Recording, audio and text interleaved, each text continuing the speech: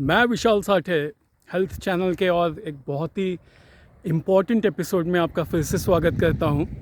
जैसे कि आप देख पा रहे हैं, मैं खेत में हूं और मेरे सामने है आयुर्वेद की एक महान वनस्पति, ये बेर। लेकिन इस पे बहुत ही ज़्यादा इन्फॉर्मेशन मैं आपको आज देने वाला हूं। बहुत ही ऐसी इन्फॉर्मेशन जो बहुत ही कम वीडियोस में आपने सुनी हो, जानी हो। लेकिन ऐसा करने से पहले मैंने काफ़ी सारे बेर खा लिए हैं।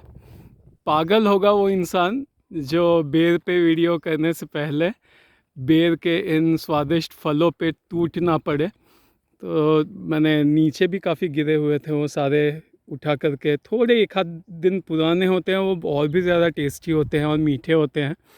और ये इकट्ठे कर किए हैं, खाए हैं। तो शुरू करते हैं। मैं कुछ इम्पॉर्टेंट आपको जानकारियाँ देना फटाफट शुरू करता हूँ। आयुर्वेद में बेर को एक्चुअली ओरिजिनल एक जो नाम यूज़ किया जाता है वो है बद्र। इस शब्द से ही नाम पड़ा है बद्रीनाथ या बद्रीनाथ धाम जो है, उसकी मैं बात कर रहा हूँ। तो शिव भगवान जो है ओरिजिनली, अगर आपने पुराण पढ़े हो, आपने स्कंद पुराण पढ़ा हो या विष्णु पुराण पढ़ा हो, तो उसमें उल्लेख है कि बद्रीनाथ धाम जो है उसके ओरिजिनल जो नाथ थे वो थे शिव भगवान।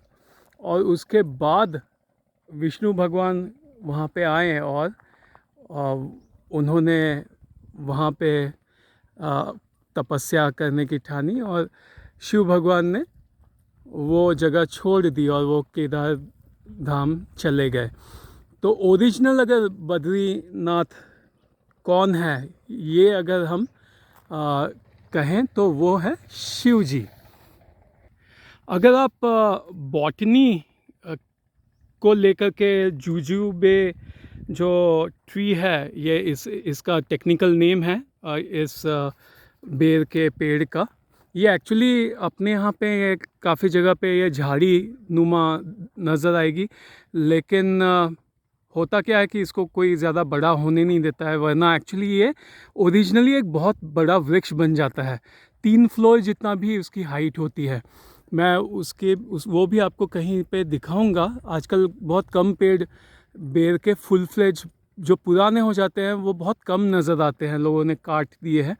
नहीं तो ओरिजिनली अपने यहाँ पे ये इस तरह से झाड़ी नुमा ही आपको नज़र आएगा। तो ऐसा कहा जाता है कि बद्रीनाथ धाम में, जो कि 3300, ध्यान से सुनिए, मैं बहुत ही इंटरेस्टिंग कुछ आपको बताने वाला हूँ, 3300 के हाइट पे है, 3300 मीटर, यानी 3.25-3.5 किलोमीटर के हाइट पे जो बद्री धाम है, वहाँ पे एक्चुअली बेर के पेड़ों का जंगल हुआ करता था, इसलिए उसे बद्री धाम कहा जाता था, क्योंकि बद्र ये बेर के पेड़ को कहा जाता है। और बॉटनी की किताबें अगर आप पढ़ेंगे तो कहा जाता है कि ये जो बेर का पेड़ है वो सी लेवल से 1000 मीटर या फिर 1500 मीटर तक ही होता है, उससे ऊपर वो होता नहीं है। ये बड़ा इंटरेस्टिंग फ़र्क है, ये मैंने ऑब्ज़र्व किया। तो मेरा जो रिसर्च है, मेरा जो मानना है वो ये है कि या तो बॉटनी को जानकारी नहीं है, साइंस को ये जानकारी नहीं है कि 1500 मीटर के ऊपर भी ये वृक्ष होता है, या फिर ऐसा हो सकता है, दूसरा ऑप्शन ये है, ध्यान से सुनिए, या फिर दूसरा ऐसा हो सकता है कि बद्री धाम का जो इतिहास है वो इतना पुराना है कि उस टाइम पे बद्री धाम जो आज के टाइम पे जो 3500 मीटर पे है, वो ये इतिहास इतना पुराना है कि उस टाइम पे बद्री धाम जो है वो 1500 मीटर पे हुआ करता होगा।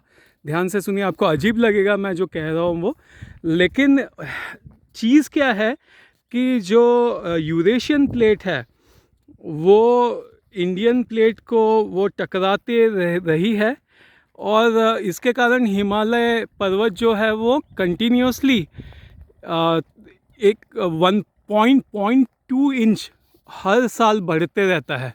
आज भी वो टकराना जारी है। और अगर आप 2000 मीटर को 0.2 इंच से आप अगर डिवाइड करते हैं तो 4 लाख की संख्या आती है। तो 4 लाख साल पहले अगर अब हम जाए पास्ट में, तो फिर बद्री धाम उस हाइट पे होगा जिस हाइट पे बॉटनी कह रहा है कि ये वृक्ष होते हैं, उससे ऊपर नहीं होते हैं।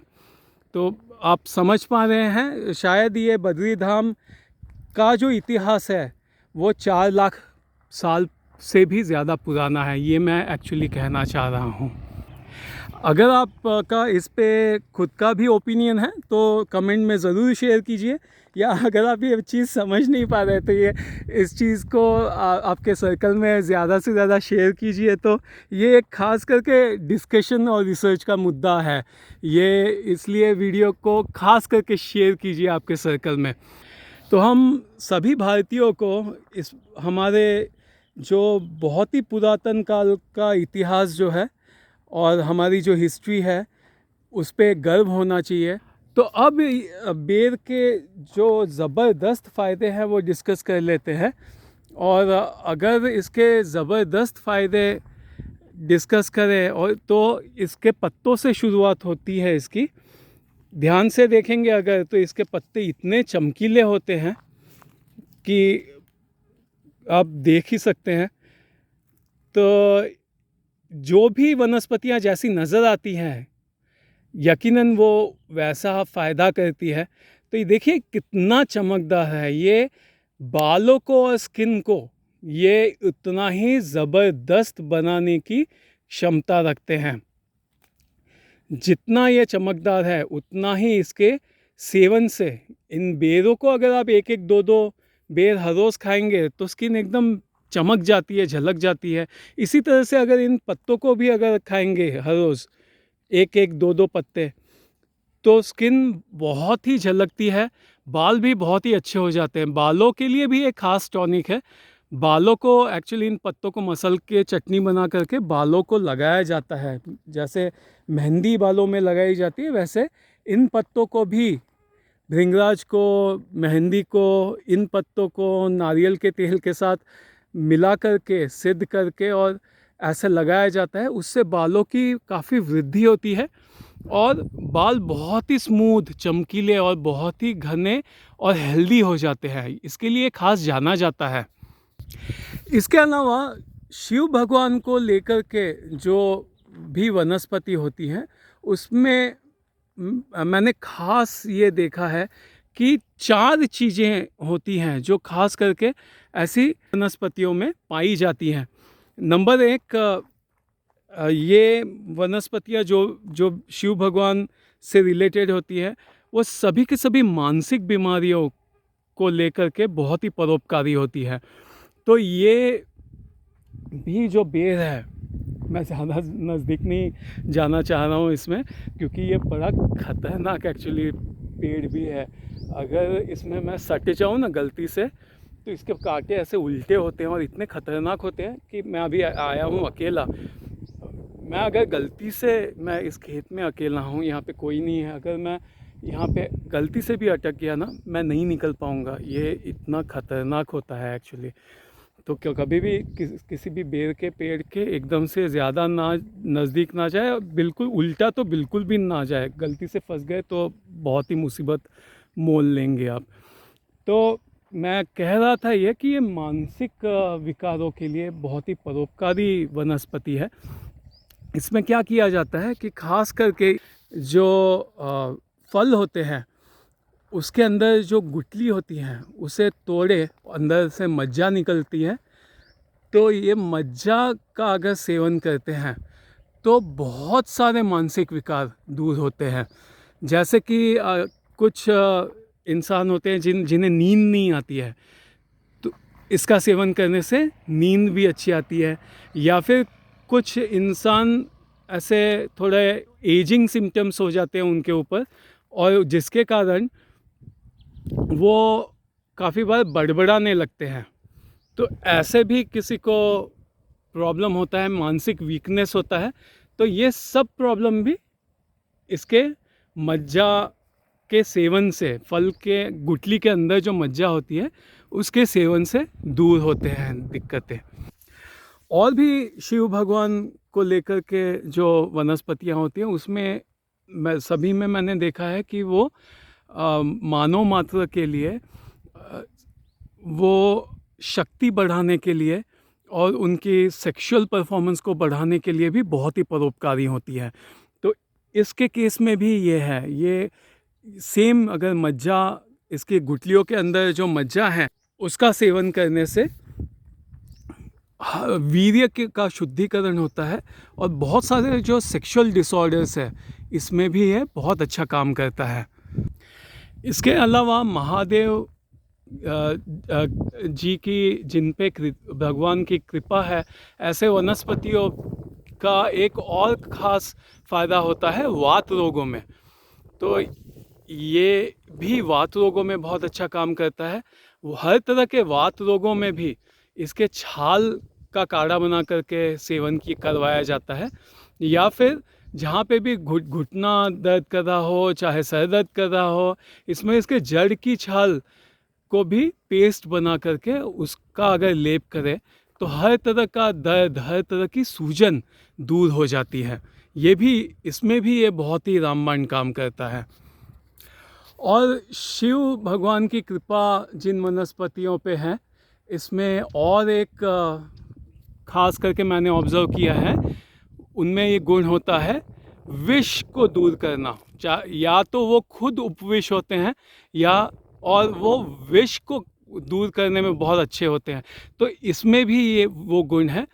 अगर बिच्छू ने काट लिया हो या किसी भी जहरीले चीज़ ने से आप ग्रस्त हो गए हो, ऐसे में जहाँ पे वो काटा है दंशित स्थान पे, सेम इसके जड़ का अगर छाल वहाँ पे लगा दी जाए तो दर्द, स्पेशली बिच्छू जहाँ काटा हो वहाँ पे बहुत तेज़ दर्द होता है।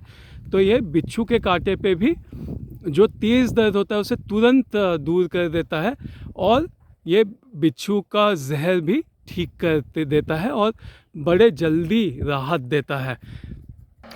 इसके अलावा ये कफ विकारों में भी, खास करके जहाँ पे सूखी खांसी हो, इसमें भी इसके पत्तों को भून करके और अगर शहद के साथ चटाया जाए तो भी बहुत अच्छा लाभ होता है, या फिर इसके पत्ते खाने से भी बहुत अच्छा लाभ होता है, खांसी दूर हो जाती है। और ख़ास करके ये पेट के विकारों में भी बहुत अच्छा काम करता है, ये दस्त में भी बहुत अच्छा काम करता है, ये एसिडिटी में भी बहुत अच्छा काम करता है। पेट के बहुत सारे विकार ये सिर्फ बेर खाने से भर से ठीक हो जाते हैं। इसमें बहुत विटामिन सी अच्छे प्रचुर मात्रा में होता है। ये हेल्थ के लिए भी, इम्यूनिटी बढ़ाने के लिए भी अत्यंत कारगर है। ये एक्चुअली इसके इतने सारे फ़ायदे हैं कि एक वीडियो में सारे कवर किए नहीं जा सकते हैं। और ख़ास करके ये मेरे लिए इसलिए भी फेवरेट है क्योंकि जो मेरे एक बहुत ही ज़बरदस्त टीचर है यानी कि जो बंदर है जिन्हें मैं ऑब्ज़र्व करता हूँ, बहुत कुछ सीखता हूँ, वो ख़ास करके इसे बहुत पसंद करते हैं। मैंने देखा है बंदर जो होते हैं वो इसके पत्ते खाने से बिल्कुल नहीं चूकते हैं। और जब भी मैं देखता हूँ अगर बंदर है और कहीं बेर का पेड़ है तो वो सभी के सभी तुरंत इसके पत्ते खाना शुरू कर देते हैं। और ये उनका वन ऑफ द पसंदीदा उनकी वनस्पति है। जैसे कि मैंने उनको ख़ास करके उनके पसंदीदा वनस्पति मैंने देखी है, शीरीष के पत्ते भी उनको बड़े बड़े पसंद होते हैं, उनको वरुण के पत्ते भी बहुत पसंद होते हैं, छुई मुई भी उनको बहुत पसंद होती है। लेकिन ख़ास करके बेर के क्या कहने, वो उनका पसंदीदा आहार है। तो अगर आपको ये वीडियो पसंद आया है तो इसे लाइक कीजिए, और अगर आपने हेल्थ चैनल को अभी तक सब्सक्राइब नहीं किया है तो तुरंत सब्सक्राइब कीजिए। इस वीडियो को शेयर ज़रूर कीजिए, और जो भी मैंने मेरे ऑब्जर्वेशंस, मेरा रिसर्च डिस्कस किया है उसके बारे में आपका क्या ख्याल है वो ज़रूर शेयर कीजिए कमेंट करके, और दूसरों को भी बताइए। अगले एपिसोड तक विशाल साठे को दीजिए इजाज़त। बाय।